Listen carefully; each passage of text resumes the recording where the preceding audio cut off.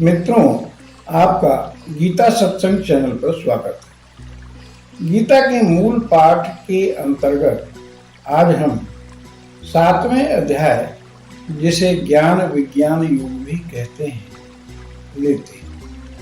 7वें अध्याय का सबसे बड़ा पुण्य लाभ है कि इसके पाठ से वे पुण्य को यदि हम संकल्प से पूर्वजों को अर्पित कर दें तो उनकी मुक्ति हो जाती है।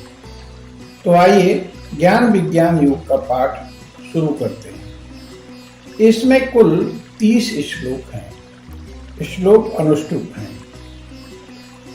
6ठे अध्याय के अंतिम श्लोक में भगवान ने कहा था कि अंतरात्मा को मुझ में लगाकर जो श्रद्धा और प्रेम के साथ मुझको भजता है वो सब प्रकार के योगियों में उत्तम योगी है।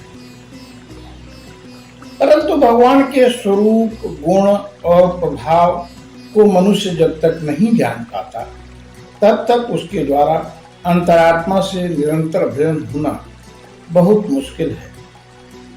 तो 7वें अध्याय में भगवान अपने स्वरूप, गुण, प्रभाव और भजन के प्रकार को विस्तार से समझाते हुए कहते हैं। इस अध्याय का पहला श्लोक है। श्री भगवान वाक् मयि आसक्त मना पार्थ योगम युञ्जन्मदाश्रयः असंशयं समग्रं मां यथा ज्ञास्यसि तत् शृणु। श्री भगवान बोले, हे पार्थ, अनन्य प्रेम से मुझ में आसक्त चित्त तथा अनन्य भाव से मेरे परायण होकर योग में लगा हुआ तू जिस प्रकार से संपूर्ण विभूति, बल, ऐश्वर्य आदि गुणों से युक्त सबके आत्मरूप मुझको संशय रहित जानेगा, उसको सुन। ज्ञानं तेहं सविज्ञानं निदं वक्ष्याम्य शेषतः यद् ज्ञात्वा नेह भूयोऽन्यं ज्ञातव्यम् अवशिष्यति। अर्थात मैं तेरे लिए इस विज्ञान सहित तत्व ज्ञान को संपूर्णतया से कहूँगा, जिसको जानकर संसार में फिर और कुछ भी जानने योग्य शेष नहीं रह जाता। यहाँ ज्ञान और विज्ञान की बात है, तो ज्ञान और विज्ञान किसके वाचक है? भगवान के निर्गुण निराकार तत्व का जो प्रभाव, महात्म्य और रहस्य सहित यथार्थ ज्ञान है, उसे ही ज्ञान कहते हैं। इसी प्रकार उनके सगुण, निराकार और दिव्य साकार तत्व के लीला, रहस्य, गुण, महत्व और प्रभाव सहित यथार्थ ज्ञान का नाम विज्ञान है। भगवान अपने समग्र रूप के ज्ञान विज्ञान को कहने की प्रतिज्ञा करके अब अपने उस स्वरूप को तत्व से जानने की दुर्लभता का प्रतिपादन करते हैं। वे कहते हैं, श्लोक नंबर 3, मनुष्याणां सहस्रेषु कश्चिद् सिद्धये एततामपि सिद्धानां कश्चिन्मां वेत्ति तत्त्वतः। हजारों मनुष्यों में कोई एक मेरी प्राप्ति के लिए यत्न करता है और उन मनुष्यों में, योगियों में कोई एक मेरे परायण होकर मुझको तत्व से अर्थात यथार्थ रूप से जानता है। यहाँ तक भगवान के अपने समग्र स्वरूप के ज्ञान विज्ञान कहने की प्रतिज्ञा और उसकी प्रशंसा की। अब ज्ञान विज्ञान के प्रकरण का आरंभ करते हुए वे अपरा और परा प्रकृतियों के स्वरूप को बतलाते हुए कहते हैं, श्लोक नंबर 4 और 5, भूमिरापो नलो वायु खं वनो बुद्धिरेव च अहंकार इतीयं मे भिन्ना प्रकृतिरष्टधा अपरेयमितस्त्वन्यां प्रकृतिम विद्धि में पराम।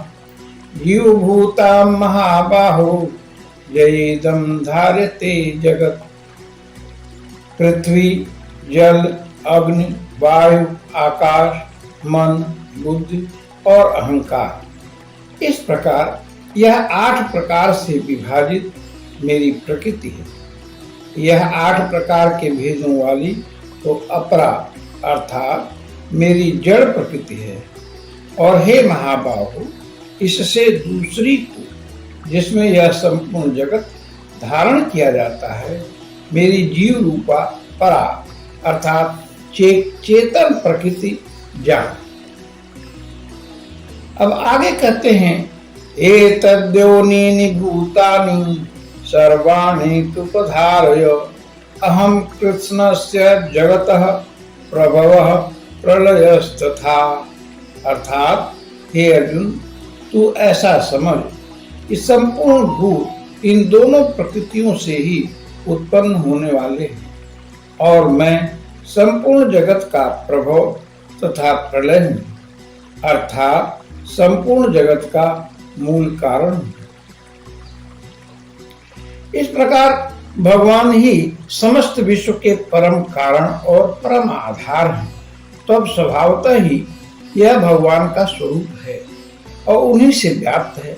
अब इसी बात को और स्पष्ट करते हुए श्लोक नंबर 7 में कहते हैं, मत्ता परातरं नान्य किंचिदस्ति धनंजय मयि सर्वमिदं प्रोतं सूत्रे मणिगणा इव। हे धनंजय, मुझसे भिन्न दूसरा कोई भी परम कारण नहीं है। यह संपूर्ण जगत सूत्र में सूत्र के मणियों के सदृश मुझ में गुथा हुआ है। रसो अहम अप्सु कौन्तेय प्रभास्मि शशिसूर्ययो प्रणवः सर्ववेदेषु शब्दः के पौरुषं नृषु। हे अर्जुन, मैं जल में रस हूँ, चंद्रमा और सूर्य में प्रकाश हूँ, संपूर्ण वेदों में ओंकार हूँ, आकाश में शब्द और नृषु अर्थात पुरुषों में पुरुषत्व हूँ। श्लोक नंबर 9, पुण्यो गंधः पृथिव्यां च तेजश्चास्मि विभावसौ जीवनं सर्वभूतेषु तपश्चास्मि तपस्विषु। मैं पृथ्वी में पवित्र गंध और अग्नि में तेज हूँ तथा संपूर्ण भूतों में उनका जीवन हूँ और तपस्वियों में तप हूँ। श्लोक नंबर 10, बीजं मां सर्वभूतानां विद्धि पार्थ सनातनम् बुद्धे बुद्धिमतामस्मि तेजस्विनामहम्। हे अर्जुन, तू संपूर्ण भूतों का सनातन बीज मुझको ही जान। मैं बुद्धिमानों की बुद्धि और तेजस्वियों का तेज हूँ। बलम बलवतां चाहं कामराग विवर्जितम् धर्माविरुद्धो भूतेषु कामोस्मि भरतर्षभ। हे भरत श्रेष्ठ, मैं बलवानों का आसक्ति और कामनाओं से रहित बल अर्थात सामर्थ्य हूँ और सब भूतों में धर्म के अनुकूल अर्थात शास्त्र के अनुकूल काम हूँ। इस प्रकार प्रधान प्रधान वस्तुओं में सार रूप से अपनी व्यापकता बतलाया। अब भगवान ने प्रकारांतर से समस्त जगत में अपनी सर्वव्यापकता और सर्वस्वरूपता सिद्ध कर दी। अब अपने को ही त्रिगुणमय जगत का मूल कारण बतलाकर इस प्रसंग का उपसंहार करते हैं। श्लोक नंबर 12, ये चैव सात्विका भावा राजसास्तामसाश्चे मत्त एवेति तान् विद्धि न त्वं तेषु ते मयि। और भी जो सत्व गुण से उत्पन्न होने वाले भाव हैं और जो रजोगुण से तथा तमोगुण से होने वाले भाव हैं, उन सबको तुम मुझसे ही होने वाला है ऐसा जान। परंतु वास्तव में उनमें मैं और वे मुझ में नहीं हैं। त्रिविगुणमयी भावै रेभिः सर्वमिदं जगत् मोहितं नाभिजानाति मामेभ्यः परमव्ययम्। गुणों के कार्य रूप सात्विक, राजस और तामस, इन तीनों प्रकार के भावों से यह सब संसार प्राणी समुदाय मोहित हो रहा है। इसीलिए इन तीनों गुणों से परे मुझ अविनाशी को नहीं जानता। दैवी हेषा गुणमयी मम माया दुरत्यया मामेव ये प्रपद्यन्ते मायां नेतां तरन्ति ते।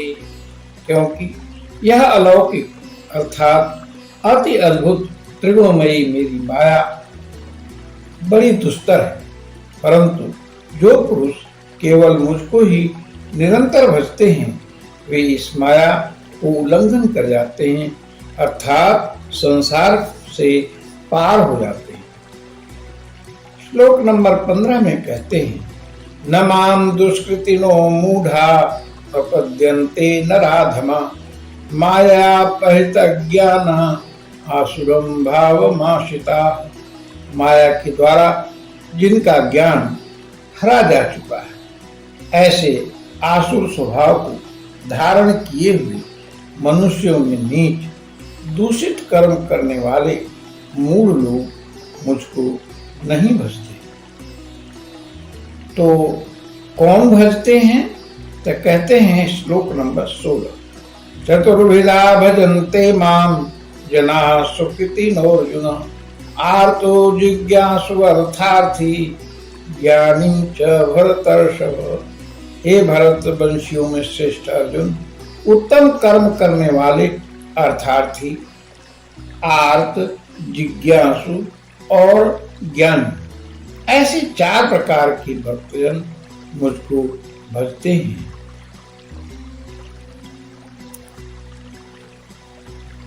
तो 4 प्रकार के भक्तों की बात कहकर अब उनमें ज्ञानी भक्त के प्रेम की प्रशंसा और अन्यान्य भक्तों की अपेक्षा उसकी श्रेष्ठता का निरूपण करते हैं। श्लोक नंबर 17, तेषां ज्ञानी नित्ययुक्त एक भक्ति ही विशिष्यते प्रियो हि ज्ञानिनोत्यर्थ महं स च मम प्रियः। उनमें नित्य मुझ में एक ही भाव से स्थित अनन्य प्रेम भक्ति वाला ज्ञानी भक्त अति उत्तम है, क्योंकि मुझको तत्व से जानने वाले ज्ञानी को मैं अत्यंत प्रिय हूँ और वह ज्ञानी मुझे अत्यंत प्रिय है।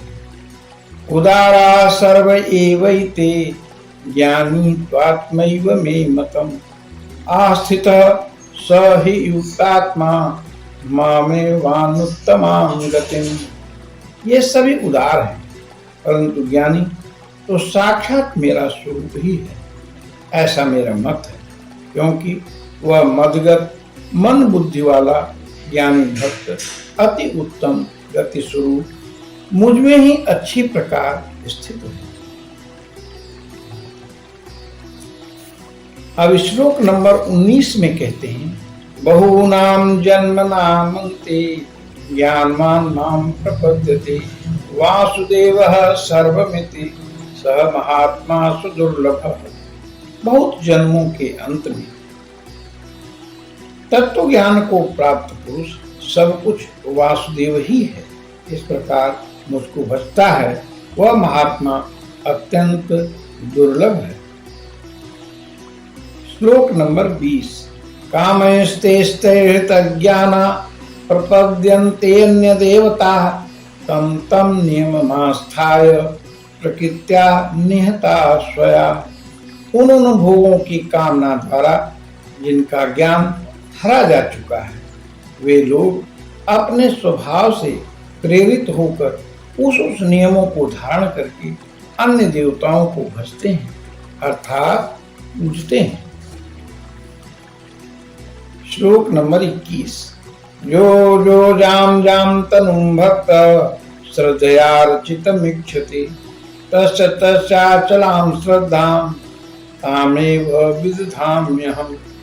जो सकाम भक्त जिस जिस देवता के स्वरूप को श्रद्धा से पूजना चाहता है, उस भक्त की श्रद्धा को मैं उसी देवता के प्रति स्थिर कर देता हूँ। सातया श्रद्धया युक्त स्याराधनमीहते लभते च ततः कामान् मय्येव विहितान् हितान्। वह पुरुष उस श्रद्धा से युक्त होकर उस देवता का पूजन करता है और उस देवता से मेरे द्वारा ही विधान किए हुए उन इच्छित भोगों को निस्संदेह प्राप्त करता है। श्लोक नंबर 23। अंतवंतो फलं तेषां तद्भवत्यल्पमेधसां देवान् देव यजो जानति मद्भक्ता यान्ति मामपि। परंतु उन अल्प बुद्धि वालों का वह फल नाशवान है तथा वे देवताओं को पूजने वाले देवताओं को प्राप्त होते हैं और मेरे भक्त चाहे जैसे भी भजें अंत में वे मुझको ही प्राप्त होते हैं। श्लोक नंबर 24। अव्यक्तं व्यक्तिमापन्नं मन्यन्ते माम बुद्धयः परम भावमजानन्तो माव्ययमनुत्तमम्। बुद्धिहीन पुरुष मेरे अनुत्तम अविनाशी परम भाव को न जानते, मन इंद्रियों से परे मुझ सच्चिदानंद घन परमात्मा को मनुष्य की भांति जन्मकर व्यक्ति भाव को प्राप्त हुआ मानते हैं। इस प्रकार मनुष्य के रूप में प्रकट सर्वशक्तिमान परमेश्वर को लोग साधारण मनुष्य क्यों समझते हैं? इस पर भगवान कहते हैं श्लोक नंबर 25। नाहं प्रकाशः सर्वस्य योग माया समावृतः मूढ़ोऽयं नाभिजानाति लोको मामजमव्ययम्। अपनी योग माया से छिपा हुआ मैं सबके प्रत्यक्ष नहीं होता, इसलिए यह अज्ञानी जन समुदाय मुझ जन्म रहित अविनाशी परमेश्वर को नहीं जानता, अर्थात मुझको जन्मने मरने वाला समझता है। श्लोक नंबर 26 में कहते हैं वेदाहं समतीतानि वर्तमानानि चार्जुन भविष्याणि च भूतानि माम तो वेद न कश्चन। हे अर्जुन, पूर्व में व्यतीत हुए और वर्तमान में स्थित तथा आगे होने वाले सब भूतों को मैं जानता हूँ, परंतु मुझको कोई भी श्रद्धा भक्ति रहित पुरुष नहीं जानता। श्लोक नंबर 27 में कहते हैं इच्छा द्वेष समुत्थेन द्वंद्व मोहेन भारत सर्वभूतानि सम्मोहं सर्गे जहांति परंतप। हे भरतवंशी अर्जुन, संसार में इच्छा और द्वेष से उत्पन्न सुख दुख आदि द्वंद्व रूप मोह से संपूर्ण प्राणी अत्यंत अज्ञानता को प्राप्त हो रहे हैं। भूतानि के साथ सर्व शब्द का प्रयोग होने से ऐसा भ्रम हो जाता है सभी प्राणी द्वंद्व मोह से मोहित हो रहे हैं, कोई भी इनसे बचा नहीं है। अतएव ऐसे भ्रम की निवृत्ति श्लोक नंबर 28 में करते हैं येषां त्वन्तागतं पापं जनानां पुण्य कर्मणां ते द्वंद्व मोह निर्मुक्ता भजन्ते मां दृढ़व्रता। परंतु निष्काम भाव से श्रेष्ठ कर्मों का आचरण करने वाले जिन पुरुषों का पाप नष्ट हो जाता है वे राग द्वेष जनित द्वंद्व रूप मोह से मुक्त दृढ़ निश्चयी भक्त मुझको सब प्रकार से भजते हैं। अब भगवान का भजन करने वालों के भजन का प्रकार और फल बतलाते हैं। जरा मरण मोक्षाय मामाश्रित्य यतन्ति ये ते ब्रह्म तद्विदुः कृत्स्नम् अध्यात्मम कर्म चाखिलम। जो मेरे शरण होकर जरा और मरण से छूटने के लिए यत्न करते हैं, वे पुरुष उस ब्रह्म को, संपूर्ण अध्यात्म को, संपूर्ण कर्म को जानते हैं। इस अध्याय का उपसंहार श्लोक नंबर 30 में भगवान कहते हैं, साधिभूताधिदैवं मां साधियज्ञं च ये विदुः प्रयाण कालेपि च मां तेन विदुः युक्त चेतसः। अर्थात जो पुरुष अधिभूत और अधिदैव के सहित तथा अधियज्ञ के सहित, अधियज्ञ अर्थात सबका आत्मरूप, मुझे अंत काल में भी जानते हैं, वे युक्त चित्त वाले पुरुष मुझे जानते हैं, अर्थात मुझी को प्राप्त हो जाते हैं। ओम तत्सदिति श्रीमद्भगवद्गीतासु उपनिषत्सु ब्रह्म विद्यायां योग शास्त्रे श्री कृष्ण अर्जुन संवादे ज्ञान विज्ञान योगो नाम 7वां अध्याय। यहीं हम अपनी वाणी को विश्राम देते हैं। आइए भगवान का नाम लेते हैं। ओम नमो भगवते वासुदेवाय। ओम नमो भगवते वासुदेवाय। ओम नमो भगवते वासुदेवाय। धन्यवाद।